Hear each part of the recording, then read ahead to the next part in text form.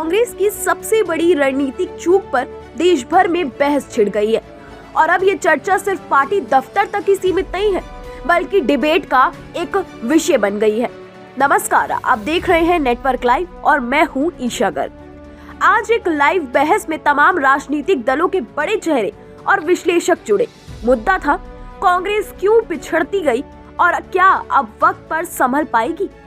इस डिबेट में सीधे सीधे राहुल गांधी और उनकी रणनीति पर सवाल उठे, खासकर नीतियों से ज्यादा इमेज बिल्डिंग पर उठे।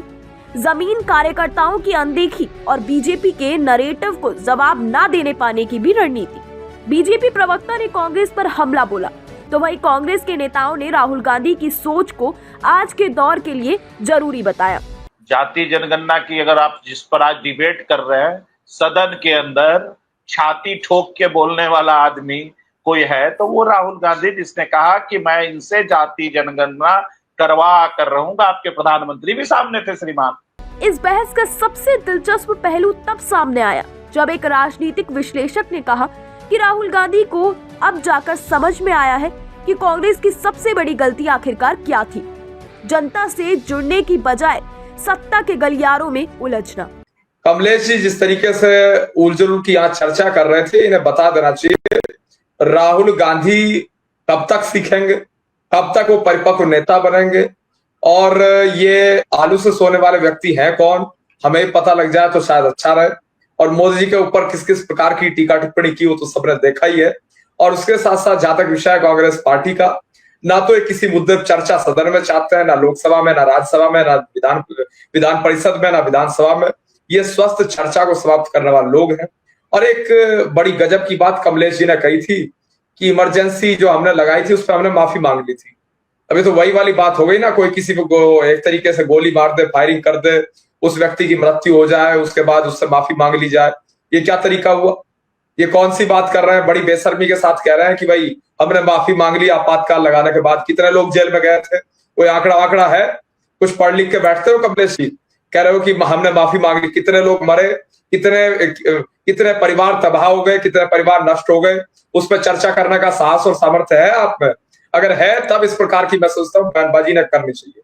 और उसके साथ साथ जिस तरीके से इमरजेंसी की बात करते हैं, आपातकाल की बात करते हैं। डिबेट में सवाल ये भी उठा कि क्या कांग्रेस अब सही दिशा में आगे बढ़ रही है या फिर ये बदलाव सिर्फ दिखावा है। क्या राहुल गांधी को अब वो राजनीतिक परिपक्वता आ गई है जिसकी जनता उनसे उम्मीद कर रही है। इसके बेस क्या है मैं बताता हूँ आपको।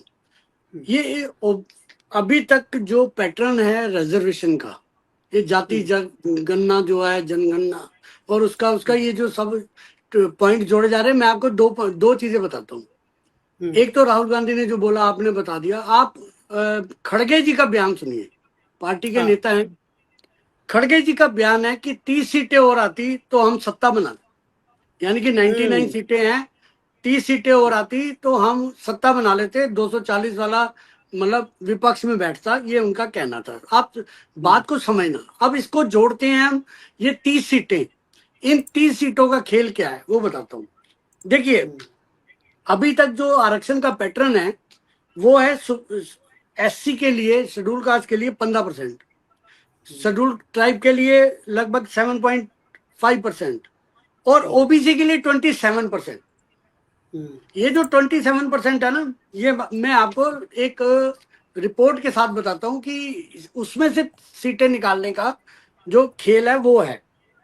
देखिए, जो OBC का इंडिया वाइज जो वोट मिला है मोदी जी को या NDA जो भी कह लो, उसको 58% मिला है 2019 के मुकाबले। 2024 में लोकसभा की बात कर रहा हूँ, उसमें 2% इंक्रीज ही हुआ है, यानी कि 2019 में ये 56% था, 58 हो गया। ठीक, बड़े OBC, इसलिए टारगेट है कि इनमें से सीटें ली जाएं। कोई दिक्कत नहीं है, पॉलिटिकल पार्टियां हैं, दूसरे पे सेन लगाए।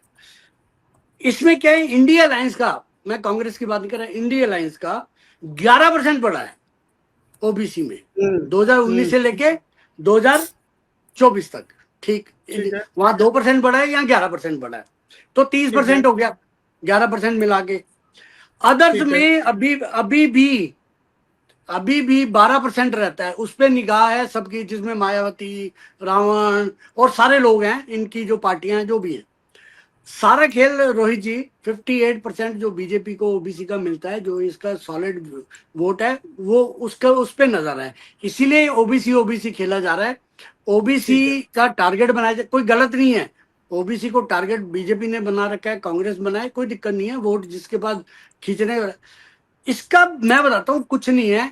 ये ओबीसी के वोट लाके राहुल गांधी को एक बार दोबारा रीलॉन्च किया जा रहा है। बीजेपी प्रवक्ता ने सीधे आरोप लगाया कि कांग्रेस आज भी अतीत में जी रही है। उसे न देश की जरूरतों की समझ है, न जनता की भाषा की। वहीं कांग्रेस नेता ने पलटवार करते हुए कहा कि कम से कम राहुल गांधी कैमरा छोड़कर जनता के बीच तो जाते हैं।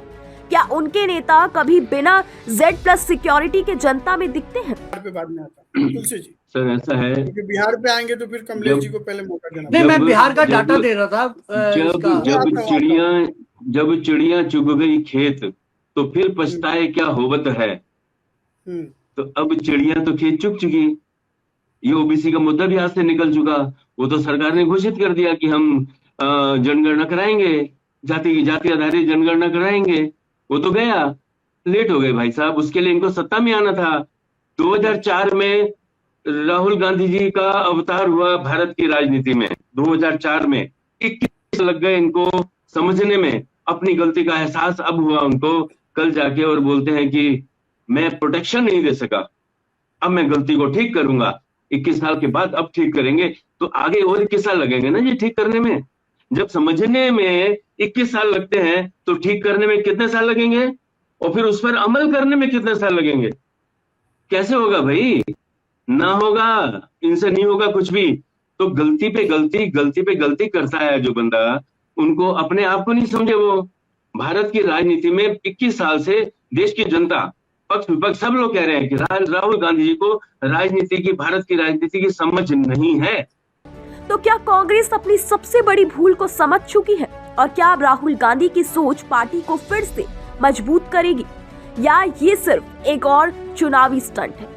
सवाल बहुत है, जवाब आने वाले वक्त में सामने आएगा। लेकिन इस डिबेट ने ये तो साबित कर दिया कि 2025 का ये चुनाव सिर्फ मुद्दों का नहीं बल्कि राजनीतिक आत्ममंथन का भी होगा। नेटवर्क लाइव पर हम ऐसे ही हर बड़ी राजनीतिक बहस का सच्चाई से विश्लेषण करते रहेंगे। मैं हूं ईशा कर, मिलते हैं एक और स्टोरी के साथ।